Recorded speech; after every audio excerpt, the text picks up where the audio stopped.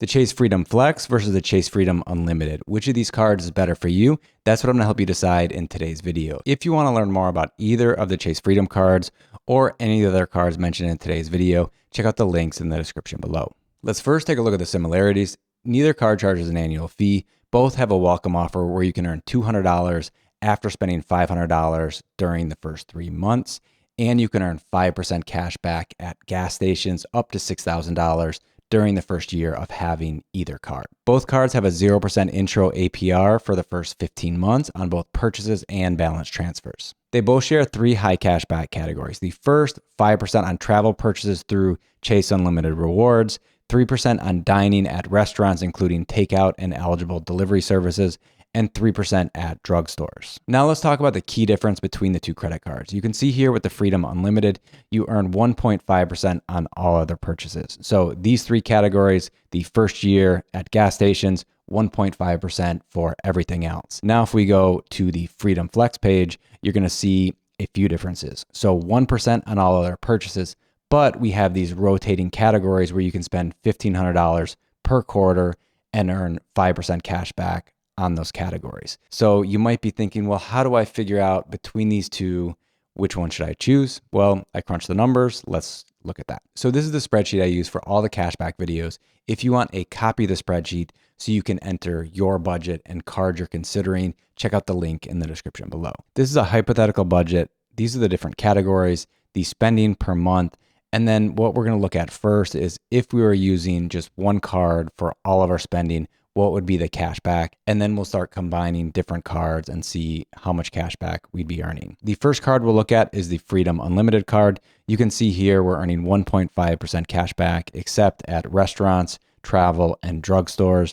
And to simplify things, I'm assuming all the travel purchases were with Chase's portal, so we would earn 5% on all of it. Then the next section is the Freedom Flex card without the rotating categories. So the big difference here is all the different categories where you're earning 1% versus 1.5%. And then you essentially have the same high categories of 3 and 5%. And that's what makes up the difference between 2.3% cash back here, or $54 a month, versus 1.9%, $46 per month. In general, the cashback categories for the Freedom Flex are somewhat stable from year to year. They may change one quarter or another, but you'll have an idea of the types of things that you could earn 5% from. Now let's add in the 5% cashback rotating categories. You can find those on the same page. If you click here, view the 5% cashback calendar. So what we see is for 2022, January to March was grocery stores excluding Target and Walmart.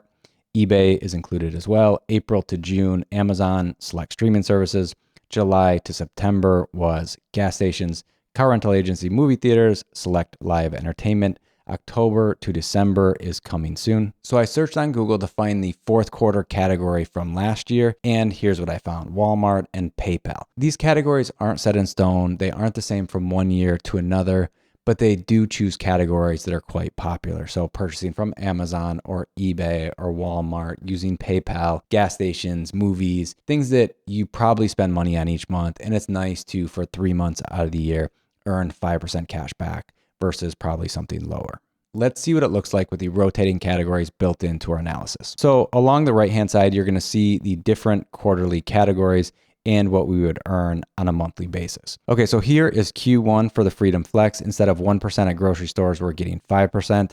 Q2, we're earning 5% on streaming and 5% for online purchases. I'm assuming all of the online purchase in this particular quarter happen to be with Amazon, so you can earn 5%. If we look at Q3 now, so there's 5% at gas stations, 5% for entertainment. So that could be movies or live entertainment. And then Q4, I'm making an assumption here, but I'm saying that you switch your purchasing of groceries from wherever it happens to be to Walmart, so you can get 5% cash back on your grocery spending for the fourth quarter. Then I took an average of the 4 quarters to get what you see here. You see for groceries, the average was 3%, so $15 per month on average throughout the year. Gas stations and streaming is not 1% anymore, it's 2%. The same thing if we go down to entertainment and online purchases through Amazon. So here we end up with $61.50 per month, or 2.6%. If we go back to the Freedom Unlimited, we were at 2.3%, or $54. So we're earning slightly more with the Freedom Flex. A more realistic way to look at this is you're probably not using just one card for all of your spending. If you use a card like this one, the SoFi card, or the Citi Double Cash, or the Wells Fargo Active Cash card, you would earn 2% on all of your spending. So anything that was previously 1% or 1.5% would all be raised up to 2%. And that means you would have the exact same cash back between the Freedom Flex and the Freedom Unlimited, excluding the rotating categories. Let me show you that. So here are both of those cards side by side, 2% for the SoFi card, 3% for restaurants, 5% for travel, 3% for drugstores for both of the cards. This is higher than either the cards by themselves because you set a floor of 2%, but you can see here the cash back between both of them is exactly the same. So if you're going to use more than one card, you could end up with something like this. And now the only way to earn higher cash back with two of the cards is by having the Freedom Flex and using it for the 5% cash back rotating categories. And so I built that in. Okay, so here's kind of a combination of everything now. So if it's not the quarter where you're earning 5% cash back, you're going to use the SoFi card. If it is the quarter where you're earning 5%, you would obviously use that. So now you can see here's what it looks like with Freedom Unlimited. Here's all the 2% categories, and then 3, 5, and 3. And then here, what you're going to see is for grocery stores, gas stations, streaming, as well as entertainment and online purchases, you're earning higher than 2% because you got to use the Freedom Flex for one quarter or more, earning higher cash back. And then for these three categories, you use the Chase Freedom Flex for the entire year. So you can see here the difference of $62 per month here and $73.63 here. So if we look at it on an annualized basis, $744 versus $883. So this is essentially $140 more cash back by using the Freedom Flex versus the Freedom Unlimited.